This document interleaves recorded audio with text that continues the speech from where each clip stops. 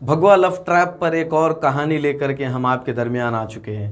جی ہاں دوستو، ہم نے 2 روز پہلے بھی آپ کو بھگوا لو ٹریپ کے بارے میں بتایا تھا اور ہم نے ایکسپوز کیا تھا کہ کس طرح ایک کمیونٹی کی خواتین کو ٹارگٹ کرنے کے لیے منصوبہ بند طریقے سے ایک بتحت ایک آرگنائزیشن کے ساتھ مل کر کے کام کیا جا رہا ہے اور ایک پورا ریکٹ اس میں چلایا جا رہا ہے۔ ان کے پیچھے پیسے انویسٹ کیے جا رہے ہیں تاکہ ایک کمیونٹی کی خواتین کو ٹارگٹ کیا جا سکے۔ ہم نے آپ کو کل بھی 2 روز پہلے بھی ایک ویڈیو دکھایا تھا جس میں 2 بہنوں کا ہم نے آپ کو جو ان کے ساتھ جو واردات پیش آئی تھی وہ دکھائی تھی۔ اب آج ہم آپ کو جو ایک اور واردات دکھانے جا رہے ہیں، جو تصویر آپ دیکھ رہے ہیں، یہ ہماری ایک بہن ہے۔ یہ دراصل شکوہ آباد کی رہنے والی اتر پردیش کی، لیکن 5 سال پہلے ہماری اس بہن نے کسی غیر مذہب سے تعلق رکھنے والے شخص سے محبت کی تھی اور پھر اس محبت کے جال میں پھنس کر کے اس کے ساتھ فراری اختیار کر کے شادی کر لی تھی۔ اور آپ جانتے ہیں کہ جب اس نے شادی کی تو اس کے گھر والے، جو لڑکی کے جو ہماری بہن کے گھر والے تھے، انہوں نے اس لڑکی سے تعلقات کو ختم کر دیے۔ اب جس کے بعد جس لڑکے سے اس نے شادی کی تھی وہ ہر روز اس خاتون کو مار پیٹ کرتا تھا۔ ایک بچہ بھی اس سے پیدا ہو چکا ہے اور اس قدر اتنی بری طرح سے اس عورت کو ٹارچر کیا جاتا تھا، لیکن وہ مجبور تھی کیونکہ اب جانے کا کوئی راستہ بچا ہی نہیں تھا۔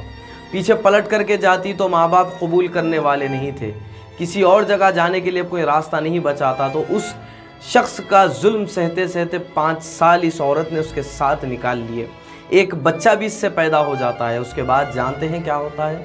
اس کے بعد آج سے تقریباً 8 مہینے پہلے وہ اس عورت کو، ہماری اس بہن کو گھر سے بے گھر کر دیتا ہے اور بے گھر کر کے سڑک پر لا کر کے انہیں رکھ دیتا ہے۔ کسی طرح گزشتہ 8 مہینے پہلے ہماری بہن نے ایک ہوٹل جوائن کی اور وہاں پر ایک ڈھابے پر کام کرنے لگی، لیکن جیسا کہ آپ جانتے ہیں کہ لاک ڈاؤن جب چل رہا تھا تو لاک ڈاؤن کے چلتے کئی بزنس ٹھپ پڑ گئے، کئی بڑے بڑے کاروبار ختم ہو گئے، جس کے چلتے وہ ڈھابا بھی بند ہو گیا اور پھر ہماری یہ بہن سڑک پر آ کر کے زندگی گزارنے لگی۔ بچے کو کھلانے کے لیے ان کے پاس کچھ نہیں رہتا تھا، خود کھانے کے لیے کچھ نہیں رہتا تھا، سڑک پر پڑے پڑے آخری میں بیمار پڑ جاتی ہے۔ ایک شخص جو ہوتا ہے وہ آگرہ میں اس خاتون کو دیکھتا ہے اور دیکھنے کے بعد ایک فوٹو جو ہے وہ جو نریش ہیں، ایک سوشل ایکٹیوسٹ ہیں، ان تک پہنچاتا ہے۔ تو نریش اس فوٹو کو یوپی کی پولیس کو ٹویٹ کرتے ہیں اور اس کے بعد پولیس آ کر کے اس خاتون کو لے جا کر کے ہاسپٹل میں ایڈمٹ کراتی ہے۔ پھر کسی طرح سے وہ لڑکی اپنے والد کو کانٹیکٹ کرتی ہے۔ جب باپ اپنی بیٹی سے ملنے آتا ہے تو بیٹی کا غم پھوٹ پڑتا ہے۔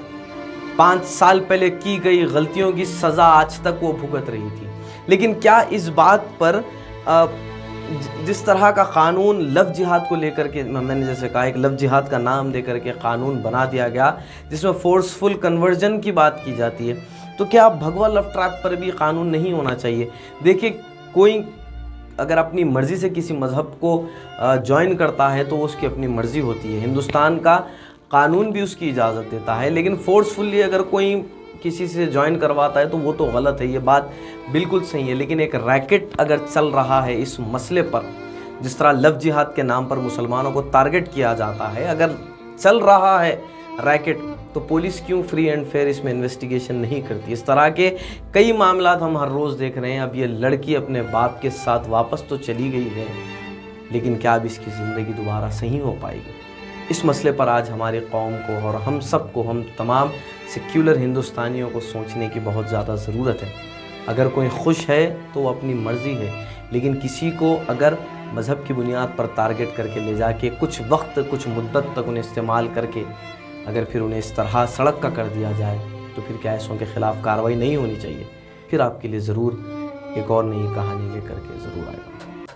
ابرار fashion fabrics, multi branded fashionable textile show room, Raymonds, Reid and Taylor, Siyaram اور ڈگ جام جیسی کمپنیز کا کلرفل کلیکشن، سوٹنگز، شرٹنگز کے علاوہ ڈیزائنر شیروانی، ڈیزائنر سوٹس، جودھ پوری، صدری، کرتا پاجامہ اور پگڑی، بہترین سلوائی کے ساتھ آپ کی ہر پسند کا لحاظ واجبی دام میں، بالکل ہی نئے اسٹاک کے ساتھ آپ کی تشریف آوری کے منتظر۔ ابرار فیشن فیبرکس، موسا بولی، بسائڈ پستہ ہاؤس، حسینی علم روڈ، حیدرآباد۔